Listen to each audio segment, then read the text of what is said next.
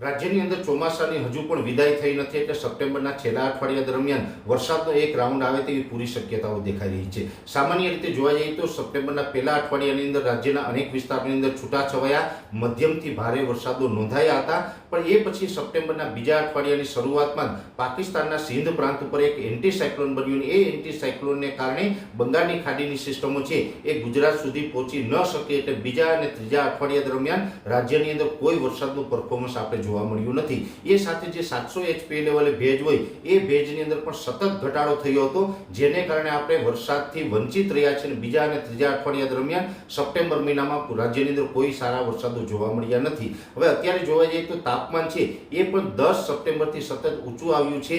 જે નોર્મલ તાપમાન 30 ડિગ્રી આસપાસ હતું એ આપણે 10 તારીખ પછીથી 32 થી લઈને 35 ડિગ્રીની રેન્જમાં રાજ્યના અલગ અલગ વિસ્તારમાં નોંધાઈ રહ્યું છે, અને આ તાપમાન 20 તારીખ સુધી કન્ટિન્યુ આ મુજબનું ઊંચું તાપમાન જોવા મળે તેવી શક્યતાઓ છે.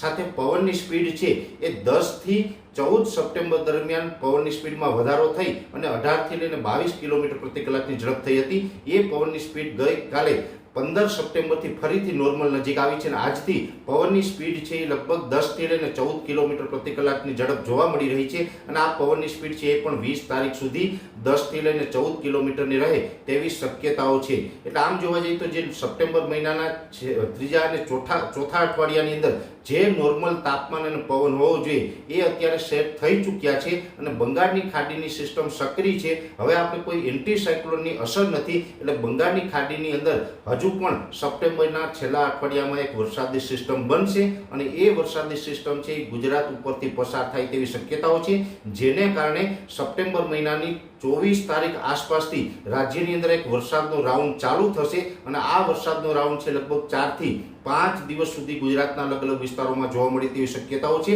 લગભગ 60 થી લઈને 70% વિસ્તારની અંદર આ વરસાદની અસર થશે, અને રાજ્યની અંદર 2 થી લઈને 5 ઇંચ સુધીના વરસાદ નોંધાય તેવી શક્યતાઓ છે. અને આ વરસાદ પણ ઉત્તર ગુજરાતના અમુક વિસ્તારો, મધ્ય ગુજરાત, દક્ષિણ ગુજરાત અને સૌરાષ્ટ્રના ભાગોની અંદર અસર કરે તેવી શક્યતાઓ રહેશે. મોટા ભાગની અંદર 2 થી લઈને 5 ઇંચ સુધીના વરસાદો નોંધાય તેવી શક્યતાઓ છે. એટલે ખાસ કરીને બંગાળની ખાડીની ફરી એક સિસ્ટમ આવી રહી છે, અને સપ્ટેમ્બર મહિનાના છેલ્લા અઠવાડિયામાં જે બંગાળની ખાડીની સિસ્ટમ આવી રહી છે તે કદાચ ચાલુ વર્ષના ચોમાસાની છેલ્લી સિસ્ટમ ગણવાની છે. ઓક્ટોબર મહિનામાં ચોમાસાની વિદાયની શરૂઆત થઈ જશે, એટલે ઓક્ટોબર મહિનામાં જે વરસાદો હશે, અને એમાં પણ ખાસ કરીને નવરાત્રિના તહેવાર દરમિયાન જે વરસાદો હશે તે ગાજવીજ અને પવન સાથે છૂટાછવાયા વરસાદો હશે. તેમાં કોઈ ઓક્ટોબર મહિનાના પહેલા અઠવાડિયામાં કોઈ ભારે વરસાદની શક્યતાઓ નથી, પણ 2 થી લઈને 5 ઇંચ સુધીના વરસાદો છે એ સપ્ટેમ્બરના છેલ્લા અઠવાડિયામાં નોંધાય તેવી શક્યતાઓ દેખાઈ રહી છે. અને ઓક્ટોબર મહિનાના પહેલા અઠવાડિયાની અંદર જે ચોમાસાની વિદાયની શરૂઆત થઈ જશે